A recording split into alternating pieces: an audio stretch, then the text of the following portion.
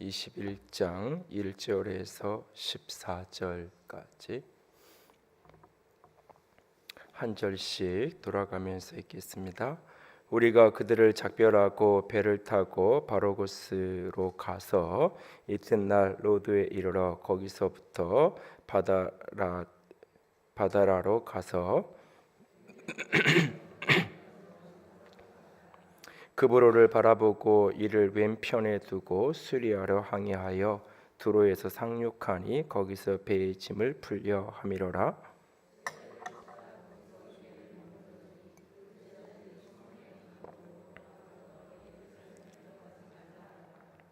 이 여러 날을 지낸 후 우리가 떠나갈새 그들이 다 그 처자와 함께 성문 밖까지 정송하거늘 우리가 바닷가에서 무릎을 꿇어 기도하고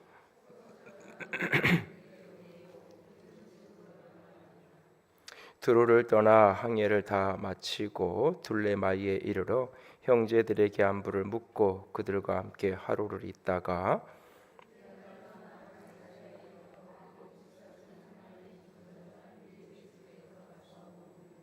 거기에 딸 넷이 있으니 처녀로 예언하는 자라.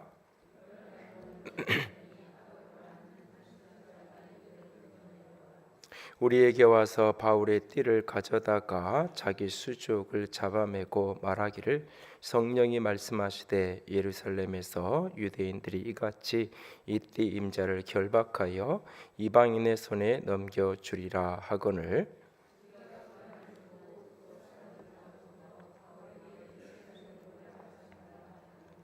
바울이 대답하되 여러분이 어찌하여 울어 내 마음을 상하게 하느냐. 나는 주 예수의 이름을 위하여 결박당할 뿐 아니라 예루살렘에서 죽을 것도 각오하였노라 하니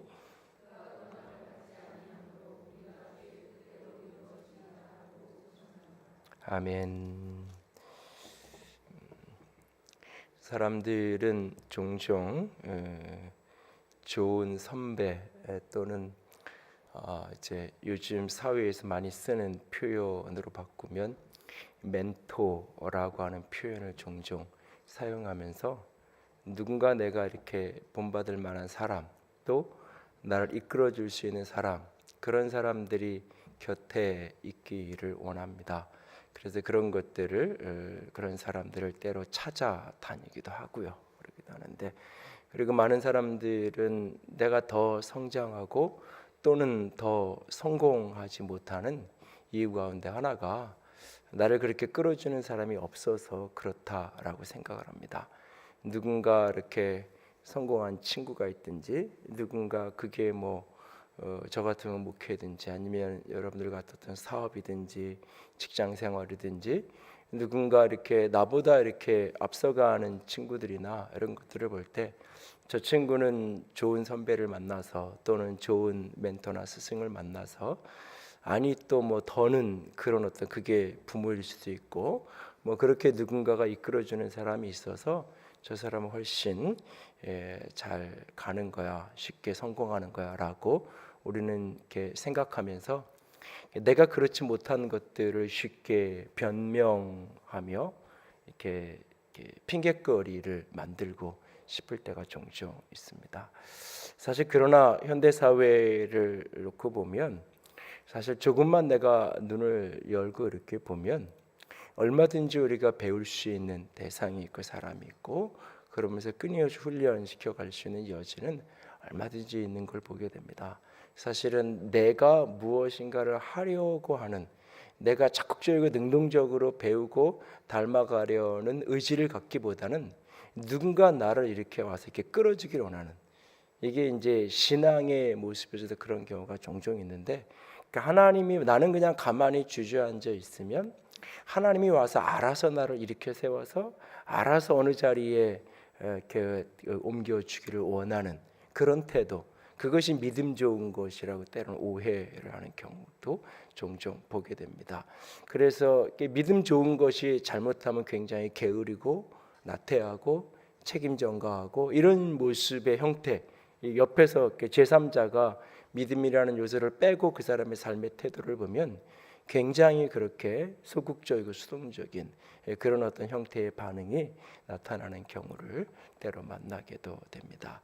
물론 어떤 때는 기다려야 될 때가 있겠지만 어떨 때는 제가 능동적으로 더 찾아야 되고 더 이렇게 나가야 될 때가 종종 있습니다.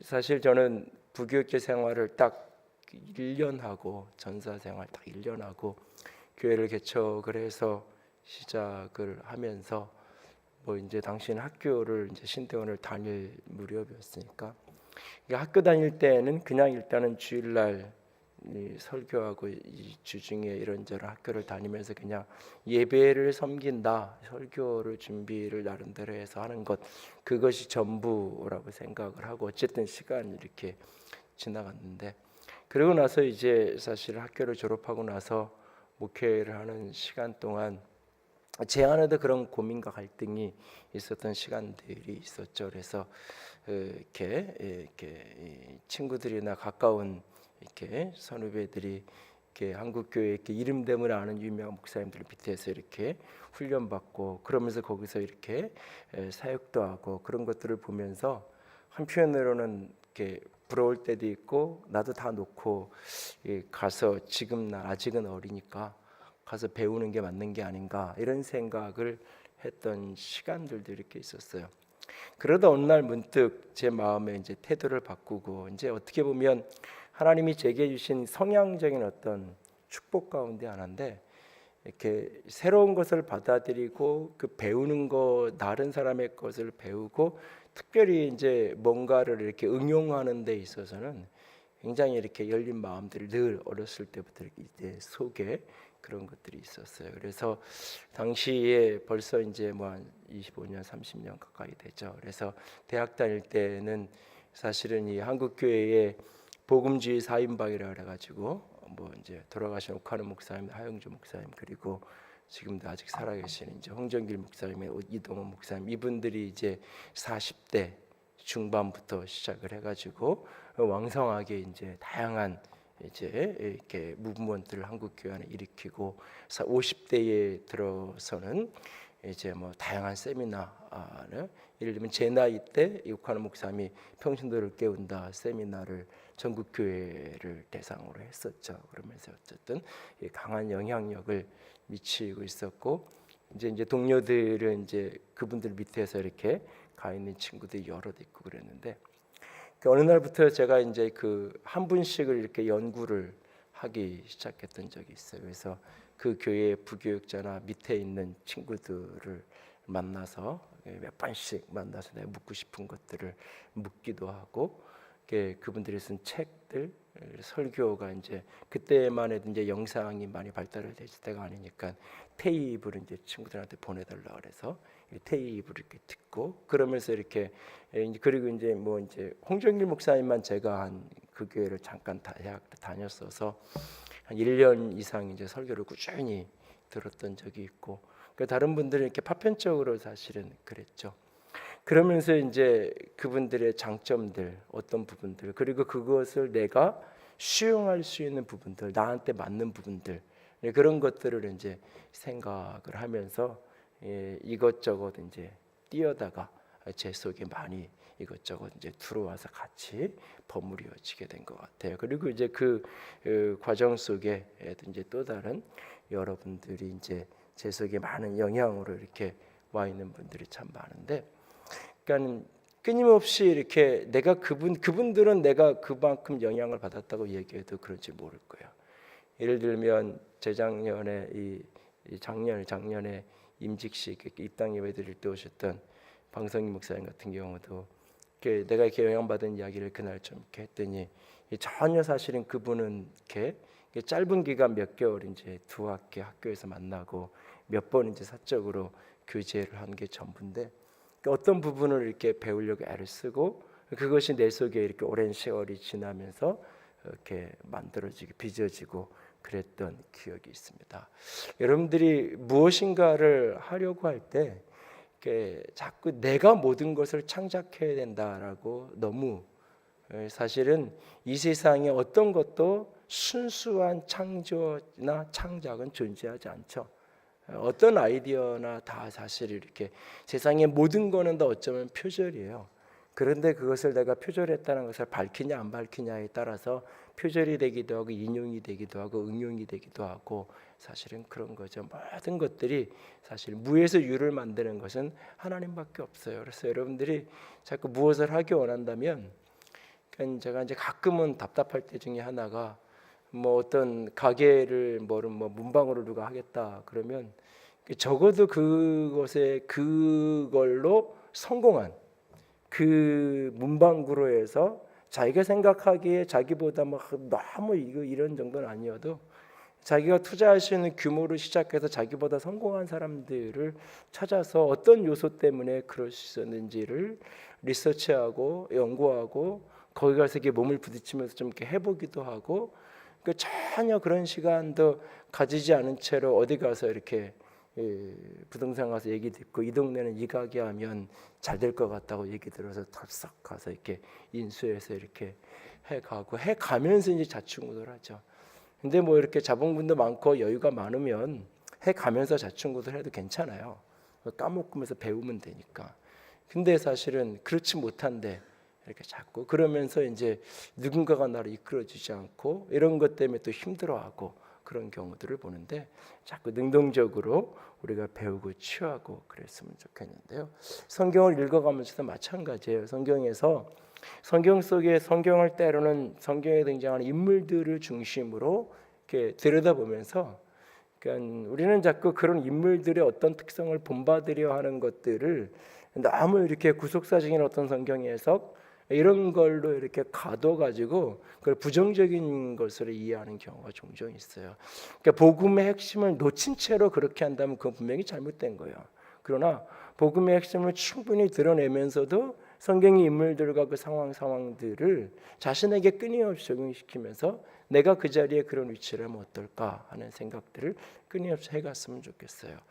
지지난 주에 이 20장의 이야기를 가지고 이 바울의 이야기, 목회자 바울에 대한 이야기, 그러면서 목회자 또는 이렇게 넓은 의미에서 리더로 살아가는 사람들이 어떻게 살아야 되는가, 바울에게서 우리가 배울 수 있는 중요한 부분이 어떤 부분인가 하는 부분들을 지난주 금요일 날 좀 이야기를 드렸어요. 그러면서 그 반대편의 이야기, 따르는 사람, 그 공동체 안에 있는 오늘 본문 속에 이 20장, 21장에 등장하는 바울 곁에 있는 사람들, 그 입장에서 어떻게 바울이라는 사람을 리더를 또 따라가야 되는가, 그런 부분에 대해서는 그 다음 주에 나누겠다는데, 지난주에 이제 그 박명재 목사 말씀을 전해주셔서 오늘 이제 그 이야기를 조금 나눠 가야 되는데요. 먼저 지지난주에 했던 이야기들의 연장선상의 이야기를 조금 더 나누면, 오늘 사실 20장, 21장을 이렇게 들여다볼 때마다 저는 이 본문을 볼 때마다 바울의 이 하나님을 향한 열정, 바울의 성령의 인도하심을 향한 열정, 바울의 이 자신에게 주어진 하나님의 부르신 사명을 향한 그 열정, 그것이 얼마나 편한 길이냐 아니냐, 그것이 나에게 유익한 길이냐 손해가 되느냐, 그것이 판단의 기준이 아니라 오늘 주님이 이끄시는 길이 어떤 길이냐라고 하는 것, 그 깊은 차원을 붙들고 걸어가고 있는 바울의 모습을 볼 때마다 늘 깊은 도전이 됩니다. 그래서 그런 부분들을 놓고 기도를 부탁을 드리기도 했었는데요. 오늘 함께 읽던 이 지난주에는 보지 않았지만 21장에 보면 이 바울이 그렇게 이제 에베소 장로들을 밀레도에서 이렇게 헤어지고 그 속에서 그들이 그렇게 예루살렘으로 가지 말라고 이렇게 말리고 하지 못하게 하죠. 그럼에도 불구하고 바울은 이 성령에 매여서 내가 이 길을 간다고 이야기합니다. 그리고 이 사명을 감당하는 일을 위해서는 나는 내 목숨을 조금 더 귀한 것으로 여기지 않겠다, 내 생명을 귀한 것으로 여기지 않겠다라고 바울이 고백하고, 그 바울의 강권하심에 이 에베소 교회 장로들도 그를 이렇게 보내주죠.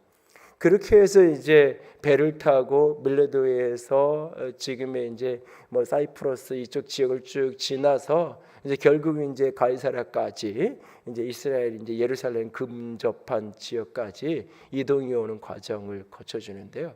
그 과정 중에서 이 두로라는 지역과 이 밀레도 그 가이사랴에서 벌어진 두 사건이 오늘 본문 속에 등장해요. 두로에 잠시 짐을 풀기 위해 머물렀어요. 짐을 풀기 위해 잠시 머물러서 그 지방의 두로에 있는 제자들을 수소문해서 그들을 이렇게 도움을 받으면서 짐을 풀었어요. 그랬더니 그 두로에 있는 그 제자들 가운데 어떤 제자들이 4절에 보니까 성령의 감동으로 바울더러 예루살렘에 들어가지 말라. 성령의 감동을 받아서 바울에게 예루살렘으로 가지 말라고 이야기를 하죠. 그래도 바울은 여러 날이 지난 후에 그 길을 묵묵히 가야 할 길을 가는 것을 보게 되어집니다. 그렇게 이제 두로를 지나서 가이사랴에 이르게 돼요. 가이사랴에 이르러서는 거기에 7 집사 가운데 한 사람이었던 빌립 집사의 집이 그곳에 있는 거예요. 이 빌립은 이제 사마리아를 전도했고, 빌립은 집사이면서도 불구하고 강력한 능력을 나타내는. 그러니까 오늘날은 이 성도들, 일반 성도들과 목회자들의 구분이 많이 이렇게 어떤 뭐 신학을 하고 안 하고 이런 차이부터 시작해서 구분이 많이 있지만, 사실 초대교회 안에는 장로, 목사, 집사 이런 것들의 어떤 역할적인 구분이 사실 이렇게 많이 이렇게 얽혀 있는데, 빌립 같은 경우는 굉장히 강력한 능력을 행하는 사람이죠. 그래서 사마리아에서 다양한 치유와 귀신을 쫓아내는 놀라운 능력으로 복음을 전했던 그런 어떤 전형적인 복음 전도자의 모습을 빌립 집사가 갖고 있는데, 이 빌립이 이제 정착하면서 살았던 동네가 이 가이사랴예요. 빌립에게는 4딸이 있었는데 4딸은 다 결혼하지 않은 싱글인 상태였어요. 그런데 그들에게 예언의 영이 임해서 예언하는 능력을 이 빌립의 딸들이 갖고 있는 거예요. 그래서 그들이 그 예언하는 능력을 갖고 있는 그 딸들과 함께 머물러 있는 그때 예루살렘으로부터 선지자 한 명이 내려오게 돼요. 10절에 보면 아가보라는 선지자가 그 집에 머무르게 돼요. 같이. 그럴 때 이 선지자 아가보가 바울의 띠를 그러니까 그 이스라엘의 복식, 유대인들의 복식과 관련된 건데, 그냥 이렇게 쉽게 이해하려면 한국의 그 두루마리 남자분들 두루마리 입었을 때 이 허리에 묶는 이 허리띠가 묶인 거랑 안 묶인 거랑 차이가 많잖아요. 묶어야 제대로 움직이기 시작해요. 마치 그런 것처럼 허리에 띠를 두르고 있는데, 이게 바울의 띠를 달라 그래서 가져다가 그걸 가지고 자기 스스로를 결박하는 거예요. 이제 어떤 이렇게 이 퍼포먼스를 하는 거죠. 결박을 이렇게 하면서 하나님이 말씀을 주셨는데 이 띠의 주인이 이렇게 결박될 거라고 하나님께서 말씀하셨다. 결박돼서 이방인들에게 넘겨주게 되는 그런 일이 벌어질 거라고 말씀하셨다. 이런 예언적인 말씀을 선지자 아가보를 통해서 나누는 거예요. 그 이야기를 옆에서 같이 듣고 있던 오늘 본문 속에 우리라고 표현하는 사람들, 아마 이 사도행전의 저자인 누가, 이 바울의 주치의를 늘 사역에 동행을 했던 누가, 그리고 이렇게 오래전부터 같이 했던 디모데, 그리고 앞에서 이 19장에 등장, 20장의 앞부분에 등장하는 몇몇 사람들, 가이오 장로를 비롯한 몇몇 같이 움직여가고 있는 그 선교팀의 바울 외의 다른 사람들이 그 이야기를 듣고, 그러니까 여태까지는 그 성도들이, 여태까지는 에베소 장로들이 바울을 가지 말라 그런 거고, 이 두로에서는 제자들이 바울에게 가지 말라 그런 거고, 그런데 이것들이 다 그냥 인간적인 어떤 관점보다는 그 너머에 성령께서 그렇게 그들에게 이 바울이 예루살렘으로 갔을 때 어떤 위험한 일을 만나게 될지를 미리 알려주신 거예요. 그래서 그런 이야기를 이렇게 하죠.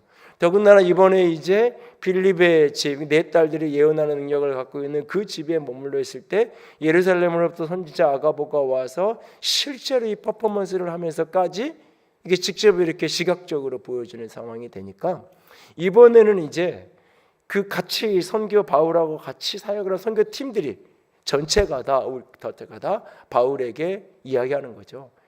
지금이라도 되돌려서 예루살렘으로 가는 여정을 포기하고 우리 다른 길을 갑시다. 다른 데 가서 얼마든지 선교 사역을 할 수 있고 우리가 해야 될 사역지가 여전히 널려 있는데 왜 굳이 꼭 예루살렘으로 가자고 하냐고. 그러면서 아마 바울을 설득을 했을 거예요. 그랬더니 이제 이 13절에 보면 어찌하여 울어서 내 마음을 상하게 하느냐, 그러면서 이렇게 눈물로 막 울면서 이렇게 말렸던 것 같아요. 그러니까 왜 내 마음을 자꾸 힘들게 상하게 어렵게 하느냐, 나는 주 예수의 이름을 위하여 결박당하는 것뿐만 아니라 예루살렘에서 죽는 것도 나는 각오했다. 그러니까 도저히 더 이상 바울의 이 결단과 결심을 막을 수 없다는 것을 최종적으로 확인한 이 선교팀들이 14절에 보니까 여기서 그는 바울이죠. 권함을 받지 아니하므로 우리가 누가를 비롯한 선교팀들이 주의 뜻대로 이루어지이다. 주의 손에 모든 것을 맡겨드립니다. 주님께 바울 당신을 온전히 위탁합니다. 주의 뜻대로 이루어지이다. 그리고 이제 더 이상 이 문제를 재론하지 않고 바울과 함께 예루살렘으로 가는 여정에 동참해가는 모습을 보게 됩니다. 예언이나 이런 어떤 하나님이 어떤 인도를 받는다, 넓은 의미에서 하나님의 인도를 받는다, 성령님이 나의 인생길을 인도해 주신다, 이런 표현들을 많은 그리스도인들이 쉬운 길을 찾아가는 것으로 생각을 해요. 편한 길을 찾아가는 걸로 생각을 해요. 그래서 때로는 목회자에게 어떤 상담을 해서 어떤 결정을 해야 되는 문제가 있을 때 목사님 제가 이렇게 하는 게 좋을까 이렇게 하는 게 좋을까 이렇게 물을 때 그 말 속에는 많은 분들이 어떻게 하는 것이 좀 더 쉬운 길일까요? 어떤 길이 좀 편한 길일까요? 어떤 길이 조금은 더 잘 되는 길일까요? 사실 그런 걸 묻는 태도 자체가, 그래서 그 물음의 태도가 마치 뭐랑 비슷하냐면 점쟁이를 찾아가는 태도랑 비슷한 거예요. 점쟁이를 찾아가는, 무당을 찾아가는 이유의 핵심은 뭐냐면 부정적인 기운을 떨쳐버리고 싶은 거예요. 사실 잘 되는 길을 위해서 찾아가는 것이기보다는 안 되는 길을 피하려고 하는 거예요.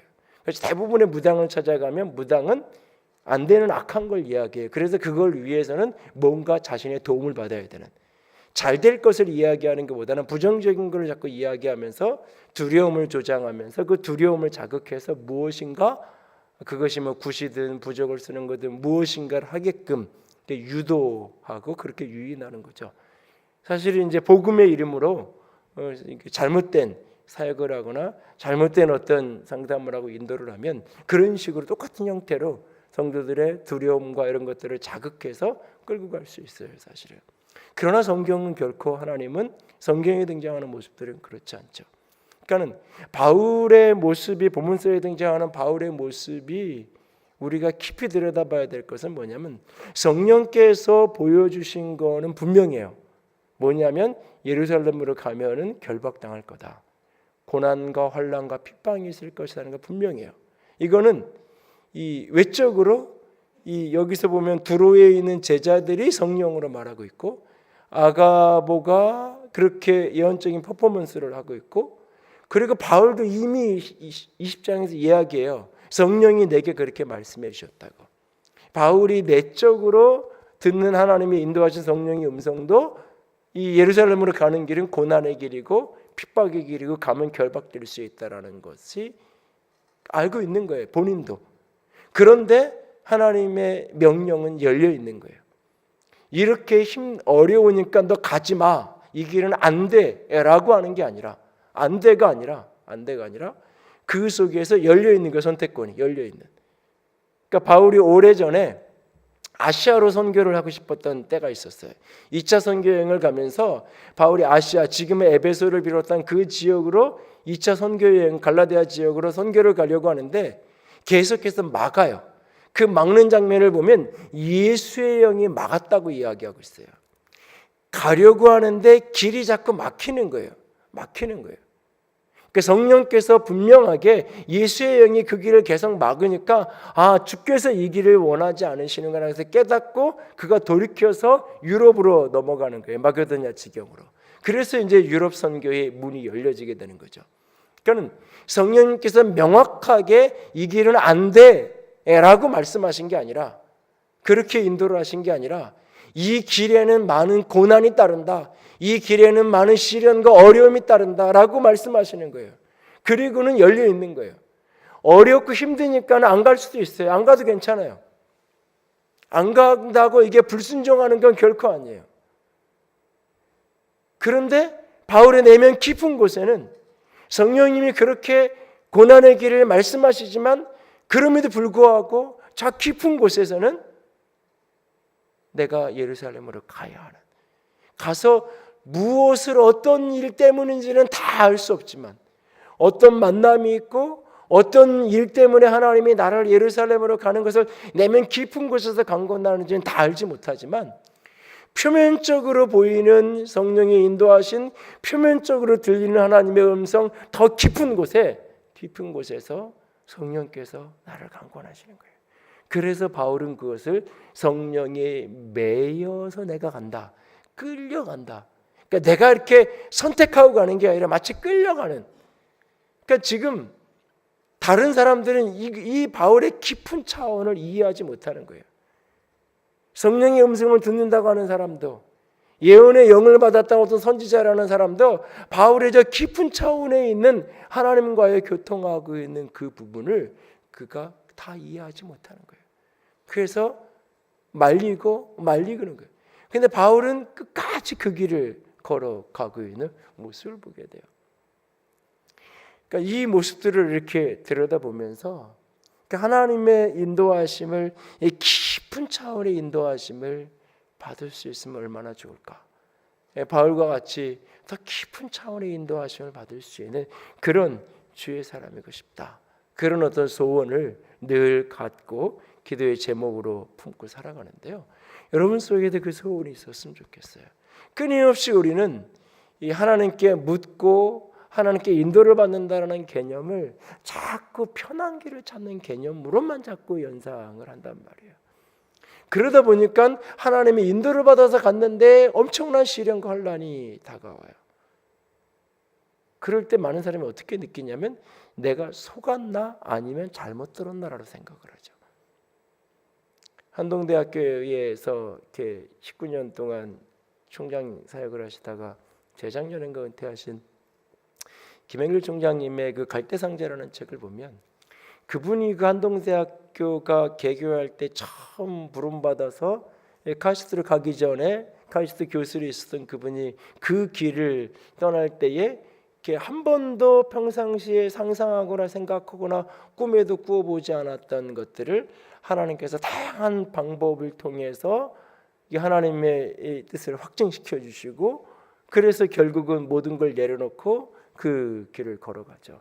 그렇게 모든 것을 포기하고 하나님의 강권적인 역사, 그분이 하나님의 뜻을 분별하는 다양한, 그분의 책에 보면 4가지 방법이 나오는데, 그 4가지 5가지의 하나님의 음성을 분별하는 인도를 받는 그 방법들을 다, 그래서 그 모든 게 일직선으로 같이 연결되는, 이게 중구난방으로 노는 게 아니라 다 일직선으로, 그 주에 주셨던 주일날 설교 말씀, 개인적으로 기도하면서 느꼈던 고백, 아내와 상의했을 때 아내의 권면, 이 모든 것들이 다 하나의 일직선으로 연결되면서 그가 그 길을, 모든 걸 내려놓고 그가 그 포항의 총구석으로 가게 되죠. 근데 딱 결정하고 가고 나서부터 시련이 생기기 시작하는 거예요. 그분을 초청했던 학교 설립자의 사업이 부도가 나고, 그러면서 분명히 하나님이 인도하신 길이라고 너무나 확실한 확증을 가지고 발을 딱 댔는데, 부도 설립자가 그때라도 그냥 손 털고 에이 내가 잘못 깨달았나 보다 그러고 돌아서면 얼마든지 자기 카이스트 종신교 전교수였기 때문에 얼마든지 복직하려면 뭐 그 다음 학기부터 바로 복직해서 청산하고 가면 돼요.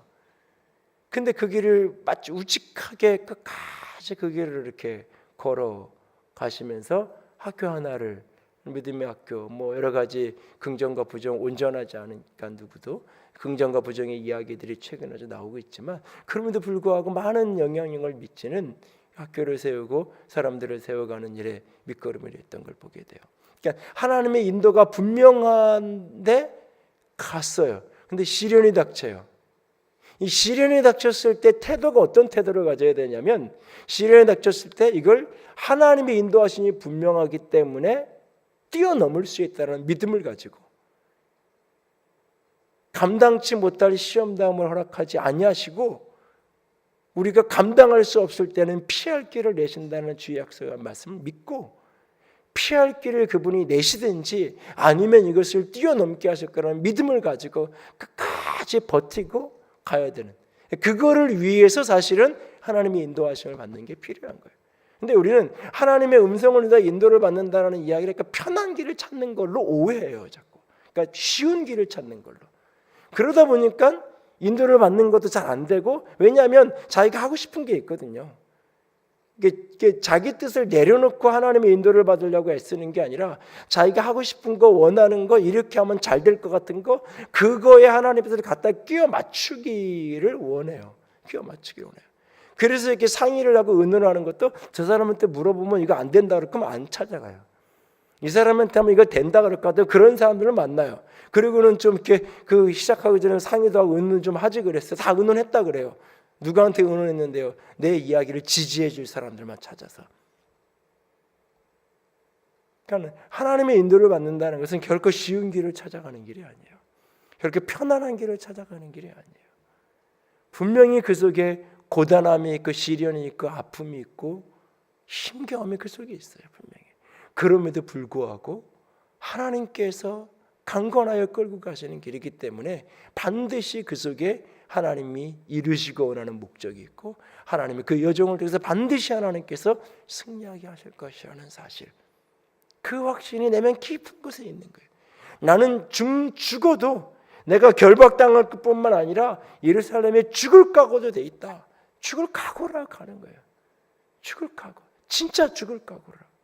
가면 하나님의 피한 길을 내실 거야, 이게 아니라 죽을 각오라고 가는 거예요. 그리고 하나님은 하나님의 일을 하시는 거예요. 그를 피하게 하시고 광풍 속에 건지시고 암살단에서 보호하시고 하나님의 일을 해가시는 거예요. 그러니까 그런 어떤 바울의 이 열정, 이 소원, 여러분들 속에도 바울의 이 소원, 열정이 가득 불타오를 수 있기 원합니다. 그리고 또 하나는 바울이 개인적인 삶의 모습을 계속 이야기하죠. 내가 너희들 가운데 어떻게 너희도 안다, 이런 얘기를 하면서 바울이 20장 33절 같은 경우는 아무 은이나 금이나 의복을 탐하지 않았고 내가 함께 있으면서 같이 일하면서 이렇게 했고, 이런 얘기를 쭉 자기 이야기를 하잖아요. 이런 이야기를 할 때 사람들이 이렇게 듣는 사람들이 내면에서 긍정할 수 있는 사람, 내가 이렇게 당신들을 위해서 헌신했고 이렇게 눈물로 희생했고, 그 이야기를 할 때 중심으로 그래 맞아 동의될 수 있는, 본인은 내가 당신을 이렇게 희생했잖아 라고 얘기하는데 듣는 사람은 누가 그렇게 하랬나, 그래서 나만 힘들었지, 뭐 이런, 응? 엄마가 아이한테 내가 너 때문에 얼마나 힘들었나 막 이렇게 얘기하면 애들은 눈 껌뻑껌뻑거리면서 누가 그렇게 하라 그랬나요? 엄마 때문에 나만 더 힘들었어요. 뭐 이런 것처럼. 아니면 또 반대로 엄마가 사실 뭐 고생한다 그런 것 같지만 그게 아니라 엄마 맘대로 한 거잖아요. 뭐 따르는 그런 것처럼. 이게 서로가 그게 공감이 안 되고 서로가 다 동의가 안 되는 거잖아요, 사실은. 근데 바울은 그렇게 이야기하는데 에베소 교회의 장로들이 그게 공감이 돼서 받고 있죠. 그들 사이에 그 교류가 일어나고 있어요. 그래서 함께 울고 있는, 함께 울며 눈물로 기도하고 있는, 그 두로에서도 그 제자들이 성령께서 주시는 말씀을 듣고는 예루살렘으로 가지 말라 강권하죠. 근데도 바울은 그 길을 가요. 그럴 때 그 부둣가에서 무릎을 꿇고 20장, 21장 다 그렇게 무릎을 꿇고 눈물로 기도를 함께 하고 있는, 그 속에 이 정서적인 이 공감과 서로를 충분히 이해하고 인정하는 그 모습이 함께 가는 그런 모습들이 여기에 같이 등장을 하죠. 어떻게 하면 이럴 수 있을까? 바울은 이 특별히 에베소나 이런 곳에서 그렇게 오래 목회한 것도 아닌데 불과 3년 정도 같이 있었던 사람들인데 어떻게 그 짧은 기간 같이 있었으면서도 이렇게 깊은 이렇게 유대감을 만들어낼 수 있고 서로가 서로를 그렇게 인정할 수 있는 그런 관계가 될 수 있었을까? 그런 부분에 물음표 같은 숙제, 어떻게 그럴 수 있을까? 라고 하는 기도 제목이 제 속에 늘 이 말씀들 속에서 있습니다. 여러분들이 그런 부분들을 위해서 끊임없이 기도해 주셨으면 좋겠고요. 오늘 조금 더 한두 가지만 더 나눴으면 좋겠는데, 오늘이 에베소 교회의 장로들과 이 두로의 제자들 그리고 가이사랴에 있었던 이 사건들을 쭉 전체적으로 보면서 오늘 바울과 함께했던 그 성도들, 바울과 함께했던 그 장로들, 바울과 함께 동역했던 그들에게 필요한 게 무엇이었을까? 영적인 지도자와 리더십이 있다고 했을 때 리더십을 따르고 함께하는 사람들에게 가장 중요한 게 무엇일까? 첫 번째로 가장 중요한 것이 있다라면 말씀에 집중되는 거예요. 말씀에 헌신되는 거예요. 바울은 성령께 매여간다 그랬어요. 근데 역설적이게도 에베소 교회 성도들을 바라보면서 이 에베소의 장로들에게 내가 당신들을 주와 주의 은혜의 말씀에 부탁한다라고 이야기해요. 그래서 이렇게 3장을 보시면 20장 32절에 보면 내가 여러분을 주와 및 그 은혜의 말씀에 부탁하노니 그 말씀이 여러분을 능히 든든히 세우사 거룩하게 하심을 입은 모든 자 가운데 기업이 있게 하시리라. 내가 은혜의 말씀에 당신들을 부탁합니다. 그 말씀이 여러분을 든든하게 세우고 거룩하게 하심을 입은 자 가운데에서 기업이 있게 하실 것입니다. 내 말씀에 내가 당신들을 부탁합니다 라고 바울이 말하고 있어요. 이게 지금 이 부분은 우리가 중요하게 조금 봐야 돼요. 지금 에베소 교회의 장로들이 여기 와 있는 거예요. 바울은 그 사람들에게 계속 무슨 얘기를 하냐면 앞부분에는 이 20장 10절 이하부터 앞부분에는 자신이 성령에 매여 그 사명의 길을 갈 것을 이야기해요. 그리고 25절 이하에서는 자신이 에베소에서 있었던 목회의 모습을 내가 이렇게 했고 이렇게 했고 이렇게 했다는 걸 자꾸 설명을 해요. 그러면서 당신들은 피로 사신 예수께서 피로 값주고 사신 그 교회를 돌보고 그 교회를 치고 그 교회를 세우는 자로 하나님이 당신을 그 교회의 감독자로 그 교회의 리더로 하나님이 당신들을 세웠다라고 성령께서 당신들을 그 교회의 리더로 성령께서 세우셨다라고 내가 세운 게 아니라 성령께서 세웠다고 그러므로 당신들은 내가 어떻게 사역하는 걸 보지 않았나고 어떻게 눈물로 사람들을 훈계하고 어떻게 사람들을 가르치고 어떻게 영혼들 뺨에 씨름하고 그런 것들을 당신들이 보지 않았냐고 그 이야기를 쭉 해요. 그 이야기를 하는 이유는 뭐냐면 당신들도 나처럼 그렇게 해라 그 이야기를 하는 거예요. 당신들도 나처럼 가서 그렇게 성도들을 돌보고 양떼를 돌보고 지키고 특별히 잠깐 지나고 나면 이리 때 사나운 이리가 여러분 가운데에 나타나서 교육 가운데 나타나서 그 양떼들을 고통스럽게 하고 양떼들을 막 잡아먹고 안 끼지 않는 그런 일들이 벌어질 건데 그게 이단일 수도 있고 뭐 어떤 것인지 구체적으로는 알 수 없지만 그런 이 사나운 이리가 교회 안에 들어와서 성도들을 휘젓고 그런 일들이 반드시 벌어질 건데 당신들은 생명을 걸고 성도들을 지켜야 된다. 그 이야기를 그들에게 해요. 한참을 이야기해요. 그리고는 흐름으로 보면 한참 이야기했으면 그 다음에 이렇게 얘기해야 돼요. 내가 마지막으로 다시 한번 이야기하는데 당신들에게 내가 이 교회를 부탁한다고. 에베소 교회 성도들을 내가 당신들에게 부탁한다고 이야기해야 돼요. 근데 그렇게 말하지 않아요. 그 교회 성도들을 영혼들을 양들을 내가 주의 말씀에 부탁한다고. 그리고 그 말씀이 그들을 세울 거라고 이야기하고 있어요. 여기서 우리가 중요한 걸 기억해야 돼요. 우리가 목회자를 신뢰하고 존중하고 내가 그의 말을 때로는 힘들어도 내가 순종하고 따라야 돼요. 그러나 사람의 매임은 안 돼요.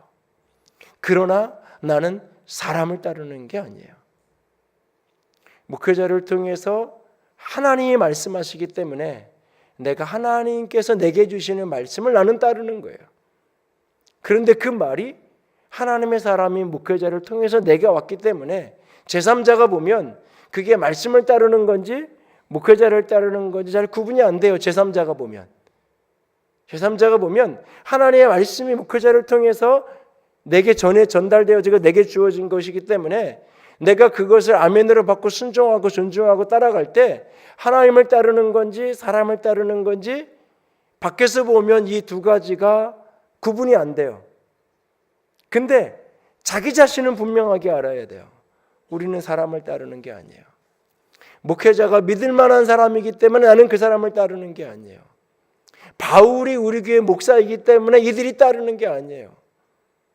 내가 너희들을 세웠고 그 너희들이 나처럼 목회를 해라. 내가 너희들의 손에 교회를 부탁하고 맡긴다라고 바울은 이야기하지 않아요. 바울이 왜 이 20장 전체적으로 흐르는 중요한 분위기 중에 하나가 지지난주도 얘기했지만 끊임없이 말씀을 가르쳤다고 이야기해요. 특별히 에베소에서 집중해서 그가 말씀을 가르쳤어요. 때로는 훈계하고 때로는 가르치고 때로는 전하고 때로는 간증하고 복음의 아주 깊은 핵심 본질, 복음의 가장 핵심 에키스인 예수 그리스도의 십자가, 그 하나님에 대한 회개와 예수의 십자가의 복음과 부활의 가장 핵심적인 복음, 아주 넓게는 하나님의 나라의 복음, 하나님의 뜻이 무엇인지를 때로는 복음의 총체적인 것들을 복음의 아주 핵심적인 중심을 가르치고 간증하고 선포하고 훈계하고 끊임없이 구체적인 상황들 속에서도 말씀으로 훈계했다라고 바울이 이야기해요. 왜 이렇게 하느냐? 바울은 자기 생각으로 사람들을 가르친 게 아니에요. 자기가 깨달은 것으로 자기 마음으로 사람들을 이끌고자 했던 것이 아니에요. 끊임없이 하나님의 말씀을 전하고 끊임없이 하나님의 말씀을 나눴던 거예요. 그건 말씀을 빙자해서 나를 따르는 사람을 만들고 싶은 게 아니에요. 말씀을 끊임없이 가르치는 이유는 그 말씀을 듣고 홀로 서는 사람이 되기를 원하는 거예요.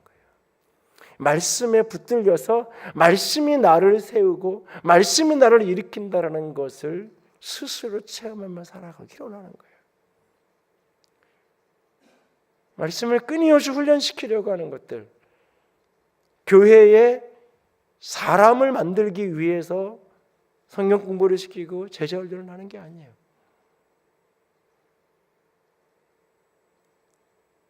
나랑 똑같은 생각을 가진 사람들을 자꾸 만들고 싶어서가 아니에요. 그런 요소들이 전혀 없다고 이야기하면 거짓말이겠죠. 그런 요소들이 있지만 그건 다 부수적인 거예요. 핵심은 말씀을 끊임없이 배워서 어느 시점을 넘어가면 스스로 말씀을 먹고 스스로 말씀 속에 붙들려서 그 말씀이 나를 이끌어가는, 그 말씀이 이끌어가는. 하나님은 한 공동체 안에 한 말씀으로 역사하시는 분이에요. 그래서 우리가 한 말씀으로 붙들면 그래서 말씀의 역사와 성령의 역사는 동떨어진 역사가 아니에요. 다른 역사가 아니에요. 충돌하는 게 아니에요. 말씀에 붙들려 사는 사람은 성령의 깊은 차원에 붙들려 살아가는 사람이에요. 그래서 교회 안에 어떤 문제들이 어떤 상황이 벌어질 때에 목회자 한 사람이 깨달은 말씀을 나누어서 하나님이 우리 교회에 이런 말씀을 주십니다. 우리는 이렇게 해야 됩니다. 라고 하면 하나님이 그렇게 말씀하셨나 봐. 목사님이 그렇게 말씀하시니까 우리가 따라야지. 영적인 어린아이에게는 그게 좋은 모습일 수 있어요. 그러나 내가 적어도 집사가 되고 안수 집사가 되고 권사가 되고 장로가 되고 내가 리더십을 가지고 내가 영혼을 섬기는 자리로 나아갈 때는 그것이 목사님이 내게 하신 이야기이지만 동시에 하나님이 내게 주신 메시지로 내가 말씀을 묵상하고 내가 말씀을 씨름하는 그 과정 속에서 누구를 통해서 내게 그것이 전달되어지든지 스피커는 누구든지 상관없이 말씀을 내게 전달하는 통로가 누구인지는 상관없이 그 사람들이 두로에 있는 그 제자들, 그 성도들일 수도 있고 예루살렘에서 내려온 아가보라는 예언자 선지자일 수도 있고 그 사람이 바울 자신일 수도 있고 그 사람이 내게 말씀을 전해주는 스피커가 누구든지는 상관없는 거예요. 그래서 교회 공동체 안에 그 한 말씀이 흐르고 그래서 한 말씀 속에서 붙들려서 걸어갈 때 그 교회가 하나님 앞에 진짜 아름다운 교회로 설 수 있는 거예요. 설 수 있는 교회. 한 사람이 주인공이 되는 교회가 아니라. 그래서 그 한 사람이 사라지고 나면 그냥 서서히 교회는 조직이 되고 제도가 되는 것이 아니라, 특별히 우리 시대는 더 이상 위대한 슈퍼스타가 필요한 시대가 아니에요. 영적으로나 여러 가지가 이미 그런 시대는 지나가고 있어요. 한국 교회 안에도 더 이상 오카노 목사님이나 한경진 목사님이나 그러니까 거대한 영향력을 미치는 모습들은 이제는 다 역사의 뒤안길로 사라져가고 있어요. 더 이상 그런 어떤 절대적인 영향력을 갖는 리더십들은 더 이상 어떤 의미에서 나올 수 없는 시대 속에 살고 있어요. 왜냐하면 모든 커뮤니케이션이 다 쌍방향, 양방향이기 때문에 그래요. 양방향이기 때문에 어떤 리더십도 어떤 강력한 정치 리더십도 혼자 이렇게 할 수가 없어요. 어떤 방송 매체도 절대적인 영향력을 다 쌍방으로 가는 그런 시대가 되어버렸기 때문에 목회자들도 마찬가지예요. 어떤 의미에서 아무리 이야기를 해도 사람들은 다 검증하고 듣고 자기가 동의되는 걸 따라가게 돼 있어요. 그런데 그게 내 주관적 동의를 따라가는 것이 아니라, 내 성향과 기질의 동의를 따라가는 게 아니라, 끊임없이 하나님이 지금 이 타이밍에, 이 시점에 우리에게 어떻게 말씀하시는지 그 말씀을 붙들고 말씀이 우리를 세워가고, 그 말씀하시는 주체가 누구예요? 성령님이에요. 성령께서 이끄시는 대로 걸어갈 수 있는 교회, 그 성도들. 이 말은 뒤집어 이야기하면 더 이상 성도들이 수동성에 묶여있는 신앙인이 되어서는 안 된다는 거예요. 능동적 신앙의 태도를 가져야 돼요. 근데 그 능동적 신앙의 태도라는 그것을 너무 좁게, 그리고 너무 이렇게 지엽적으로 이해해서 교회의 재정 출납 몇 가지를 조금 더 성도들이 적극적으로 참여하는 거, 교회의 어떤 행사 몇 가지를 조금 더 적극적으로 참여하는 거, 이런 정도의 수준으로 머물러서는 안 돼요. 능동적으로 하나님의 사역에 참여, 하나님의 말씀에 참여. 그것은 하나님께서 나에게도 말씀하실 수 있고 우리에게 말씀하실 수도 있다. 우리가 성경을 붙들고 믿음으로 길을 걸어가는 거잖아요. 우리가 이 말씀을 붙들고 우리가 같이 씨름하는. 더 이상 여러분, 금요일 날 나오신 분들이니까 얘기하는데, 어떤 문제에 대해서 꼭 반드시 담임 목사에게 물어봐야 되고, 개인적인 여러분의 사적인 어떤 결정들을 할 때 상의하고 때로는 의논할 수는 있지만, 반드시 그 목사님한테 물어봤어? 사모님하고 상의해서 허락받고 했어? 그런 이야기를 들릴 때마다 나는 제일 사실은 가슴이 아파요. 한편으로는 긍정적이면서도 한편으로는, 왜 아직까지 그렇게 하면 끊임없이 잘못하면 나를 따르는. 그래서 어느 날 내가 없으면, 어느 날 사모가 없으면 어떻게 분별하고 살아갈 건데요? 어떻게 분별하고 살아갈 건데요? 그게 한 공동체로 살아가면서 때로 의논하고 상의하고, 내가 다 모르겠으니까 물어보고, 그리고 내 인생의 중요한 결정을 하는데, 영적인 부모라고 내가 존중하고 인정하는 분인데 내가 이런 결정을 할 겁니다, 이렇게 하기 원해요라고 상의 드리고 같이 나누는 거 필요한 거예요. 그러나 그런 차원이 아니라, 그렇게 하지 않으면 무슨 화가 올 것처럼, 그렇게 하지 않으면 큰 벌이라도 받는 것처럼, 아니에요. 결코 그렇지 않아요. 그 존중의 의미와 상의의 의미가 왜곡되어지면, 극단으로 경도되면 그렇게 잘못될 수 있는 거 얼마든지. 그러기 시작하면 점점 사람에 묶이게 돼 있어요. 사람에 갇히게 돼 있어요. 내가 하나님께 주체적으로 묻고 씨름하는 게 안 돼요. 물론 이 말이 얼마나 위험한 건지 알아요. 이렇게 얘기를 자꾸 이렇게 훈련을 시키면 누구나 그렇죠. 나도 하나님의 음성을 듣고 나도 분별하는데, 그래서 저한테 와서 당당하게 얘기하죠. 하나님이 내게 이렇게 말씀하셔, 난 이렇게 할 거예요. 내가 보면 도저히 그게 아닌데, 거기다 대고 목사 앞에서 하나님이 내게 이렇게 말씀하셨다는데 내가 그거 뭐라 그러겠어요. 거기다 대고 돌아서서 엎드려 울며 기도할 수밖에 없는 거지. 스스로 깨닫게 해달라고. 이 말이 스스로 주체적으로 하라고 할 때 얼마든지 그런 왜곡이 나올 수 있는 걸 알아요. 그러나 그것도 하나님이 훈련시켜 가실 거고 고쳐 가실 거고 시행착오를 하더라도 하나님께서 선하게 이끌어 가실 걸 믿어요. 그래서 내가 깨달아도, 제가 어떤 문제에 대해서 깨달아도 거기다 앞에다가 하나님이 저에게 이렇게 말씀하셨어요 라고 제가 말하지 않잖아요. 여러분, 내가 그렇게 하는 이야기를 여기 20년, 25년 저랑 함께 있었던 분들도 계신데 몇 번이나 저한테 그런 얘기를 들어보셨어요. 몇 번이나. 하나님이 제가 기도하는데 하나님이 저에게 이렇게 말씀하셨어요. 우리는 이렇게 해야 돼요. 몇 번이나 저한테 들어봤냐고요. 근데 우리는 쉽게 깨닫고 나면 거기다 자꾸 하나님을 갖다 붙여요. 그걸로 남편을 조정하고 자식을 조정하고 부인을 조정하고 자꾸 그러고 싶어져요. 내가 조금 깨달으면. 그럴 위험성이 있는 거 분명히 알아요. 그럼에도 불구하고 여러분들이 자꾸 끊임없이 주체적으로 하나님의 음성을 듣고 분별해가고 말씀을 위해서 씨름해가는 걸 해야 돼요. 다만 부탁드리는 것은 그걸 공동체 안에서 시행착오를 하더라도 공동체 안에서 하면, 신뢰하면서 마음을 조금만 열어놓으면, 나도 틀릴 수 있다는 것만 열어놓고 같이 나누면 시행착오를 해가면서 분별해갈 수 있을 거예요.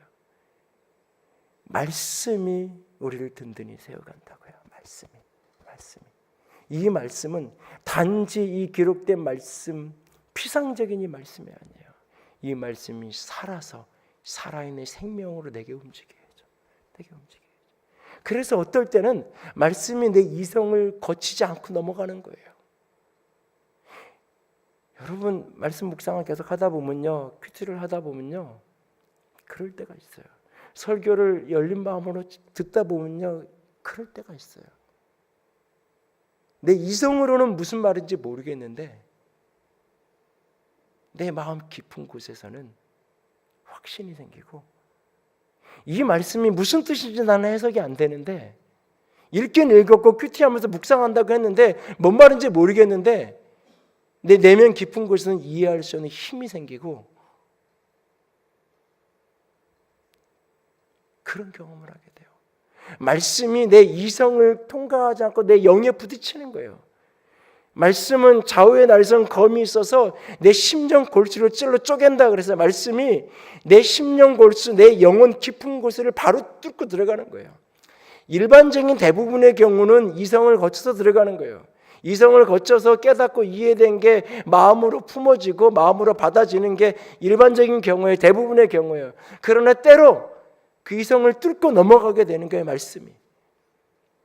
그래서 우리의 신앙의 선배들이, 그 할머니 어르신들이 우리가 지금 봐도 이해가 안 되는데 이게 고어체로 돼 있고 한자로 가득한, 한글도 제대로 못 깨친 분들이 어떻게 해서 한글 겨우 깨쳐서 읽는데 한자가 반인 그런 성경을 읽어가는데도 불구하고 말씀에서 도전을 받고 깨달음을 얻고 그 말씀을 외우고 그 말씀으로 선포할 때 능력이 나타나고 그 능력 있는 기도자로 살아가고, 그게 가능한 거예요. 말씀이 내 영혼을 세워간다고요. 나를 움직여간다고요. 바로 움직여간다고요. 말씀이 성령과 함께 일하시기 때문에, 말씀이 문자가 아니라, 말씀이 지식이 아니라, 신학이 아니라, 정보가 아니라, 말씀이 주의 성령으로 우리 가운데 내 심령 깊은 곳에 일할 때. 그런데 이것은 목회자에게만 있는 게 아니에요. 목회자에게만 주신 특권이 아니에요. 이게 모두에게 열려져 있다는 게 많은 제사장이에요. 개신교의 핵심 원리야 이게. 모든 사람이 예수의 이름으로 직접 기도할 수 있고, 모든 사람이 이해할 수 있는 언어로 번역된 성경을 직접 읽고 깨달을 수 있고, 모든 사람이 이 복음을 직접 개인적으로 나가서 선포하며 전할 수 있고, 교회 강단에 세우는 거야 자격 있는 사람 객관적인 조건을 거쳐서 세우지만, 내가 내 가정에서 내 이웃에게 찾아가서 내가 깨달은 말씀을 전하면서 같이 예수 믿어야 된다고 복음을 전하고 선포할 그 특권과 영광이 모든 그리스도인에게 주어진 거잖아요. 여러분이 깨달은 말씀을, 그 말씀이 여러분 한 사람 한 사람만 세워갔으면 좋겠고, 그 말씀을 나아가서 선포해서 여러분들을 통해서 또 다른 사람들이 세워지는 축복이 우리 가운데 가득할 수 있기를 원합니다.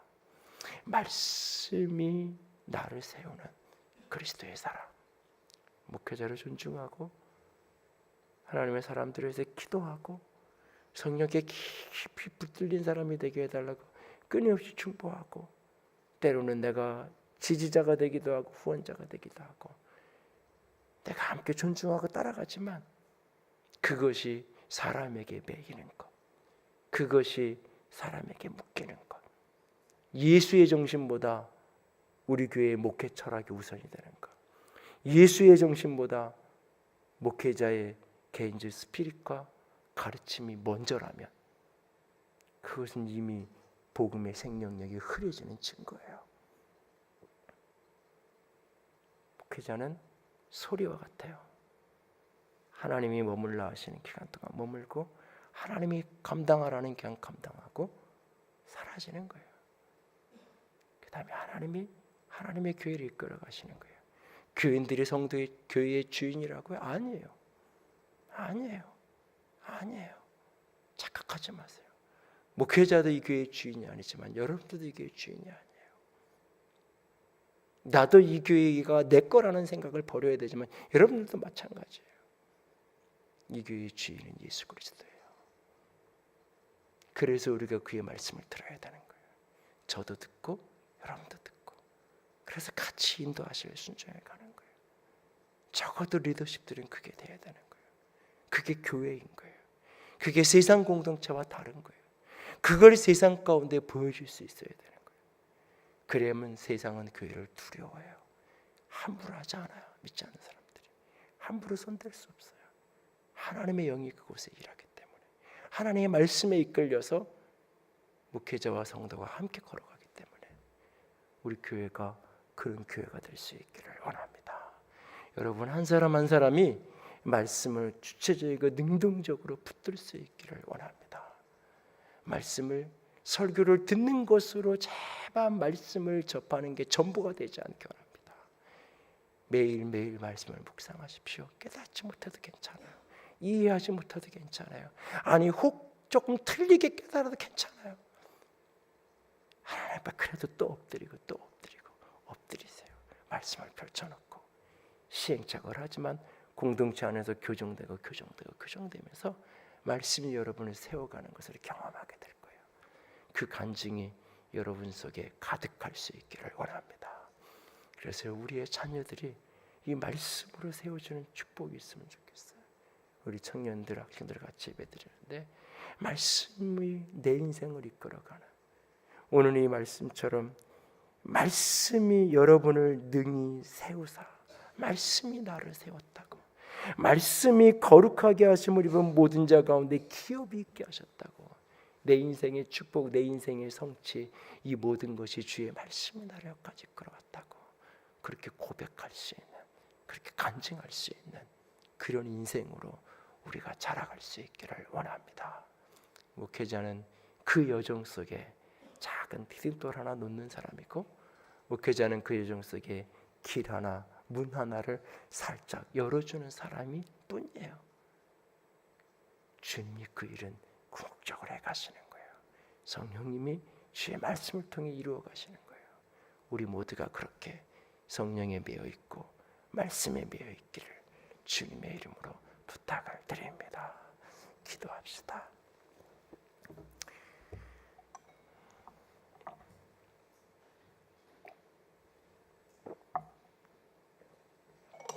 내가 여러분을 주와 주의 은혜의 말씀에 부탁합니다.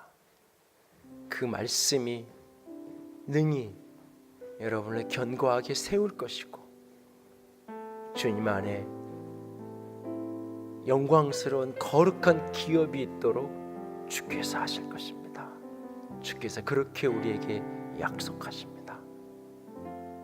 성령께서 이 말씀을 통하여 우리에게 말씀하십니다. 성령님께서 우리에게 주어진 이 성경, 이 말씀을 통해서 우리 가운데 깨닫게 하시고 도전하게 하시고 특별히 우리의 영을 일으키시고 우리의 마음을 새롭게 하시고 우리의 인생을 변화시켜 갈 것입니다. 성령님, 나를 이끌고 가시옵소서. 말씀하여 주시옵소서. 말씀에 수동적으로 소극적으로 다 목회자에게 떼어맡기고 나는 그냥 듣기만 하고 수동적으로 가는 사람 되지 않게 원합니다. 주의 말씀을 능동적으로 읽고 능동적으로 묵상하고 그 말씀 속에서 인도받는 주의 사람이 되기를 원합니다. 그래서 목회자와 성도가 함께 말씀 앞에 서는, 함께 주의 성령의 음성을 듣고 인도를 받는 그런 공동체가 되기 원합니다. 주님, 우리를 그렇게 이끌고 가시옵소서. 주님, 나를 그렇게 이끌고 가시옵소서. 함께 기도합니다.